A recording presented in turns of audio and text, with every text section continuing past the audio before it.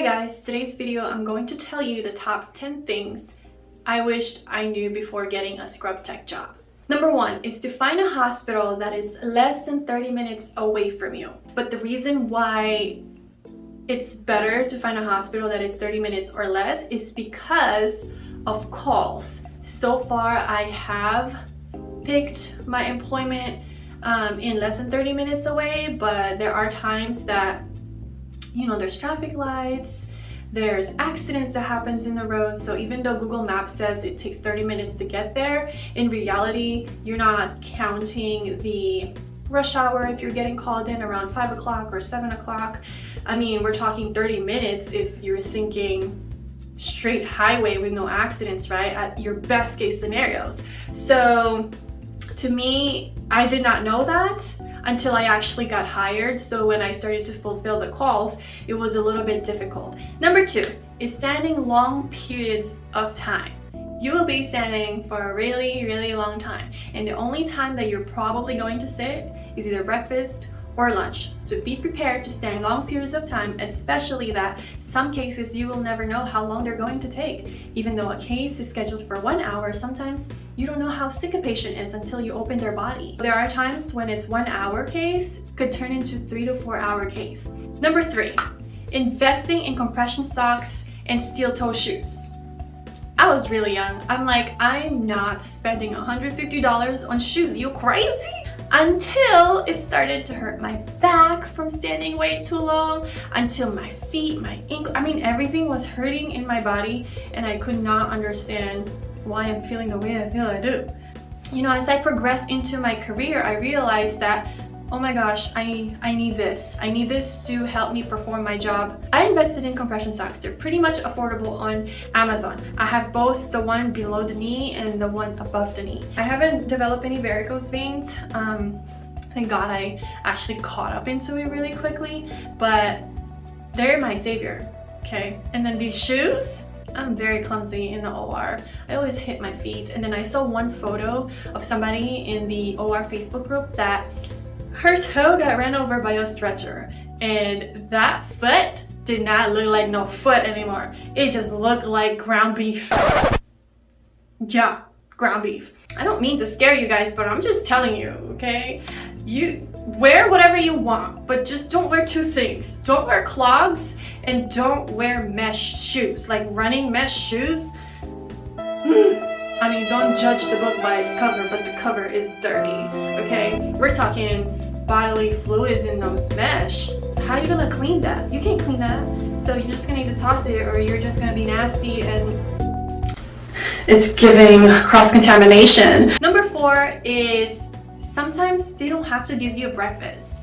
I don't know if this varies by state. I haven't looked it up yet, but I was told that getting a relief for breakfast is like not really mandatory for the facility to provide. So had I known that, I could have prepared myself better. Obviously that facility that I was in, they provided breakfast, but they did tell us that they don't have to. Number 5 are on-call shifts. Don't quote me on all of this because apparently a lot of facilities have their calls a little different than mine. So it was 12 hours, 24 hours, and some facilities require Saturday and Sunday, so 48-hour shift calls. In the beginning, I didn't really understand it. I thought I have to be home and then they'll call me if they need me, right? But if it's your day, like for example, you work 8 hours that day and you're on call, you actually don't go home. Like you're there until you fulfill your call. I had a hard time understanding because I thought I was gonna go home after my shift and then you just call me whenever. That didn't happen. So that was very surprising. And when I moved to a different hospital, it was completely different. Number 6, so on top of your calls, there's also calls on holidays. We are all divided to different holidays, and the big ones are the New Year's Eve, New Year's Day, Christmas Eve, Christmas Day, and those are like time and a half. And then there are other holidays that you have to fulfill as well. Do we get called in during the holidays? Yeah, we have been called during the holidays. I mean, it sucks.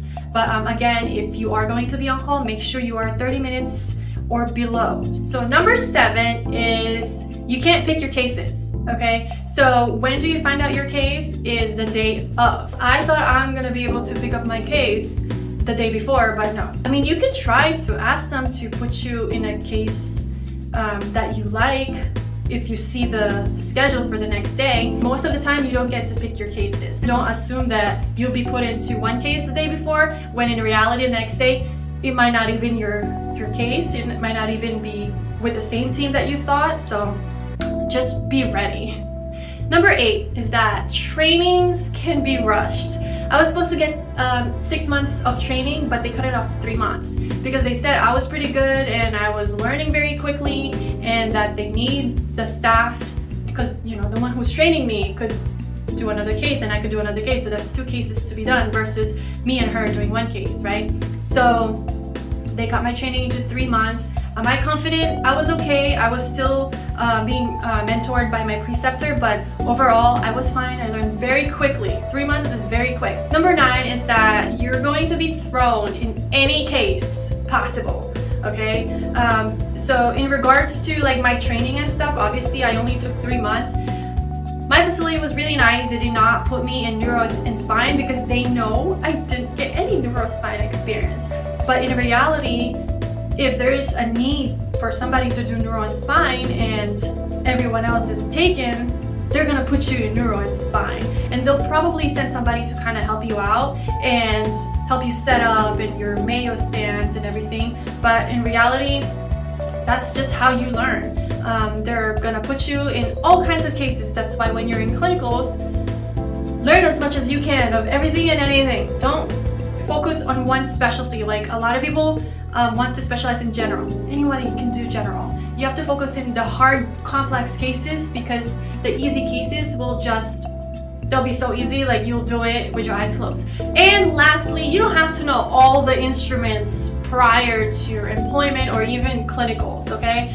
I just knew the major tray instruments, and as I was doing my clinicals, that's where I knew all the instruments that were not available in my school, and that's how you learn them. If you ask me what are instruments in a vascular tray, I would know them because I love vascular. But if you're gonna put me in like a ortho case, a shoulder, ENT, I would know maybe 80% of it, but that 20% are those little instruments that we don't really use, but sometimes they ask for it, and you're like, what is that? Like, for example, an ulm retractor.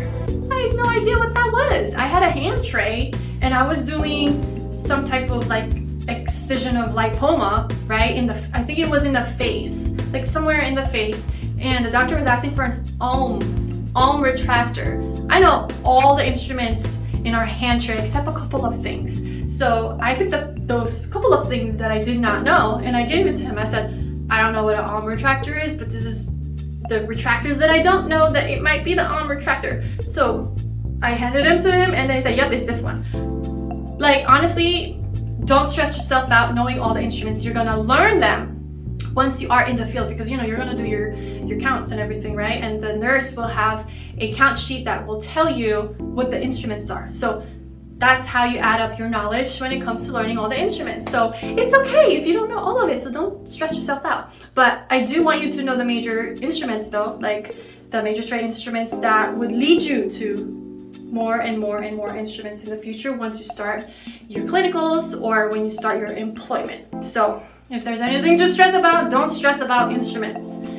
And that's it for this video. Thank you guys for watching. I hope you learned a couple of things from me. And if you have any more questions, please leave them down below. And if you're new on my channel, please subscribe if you would like more content like this. And thank you guys for watching, and I'll see you later.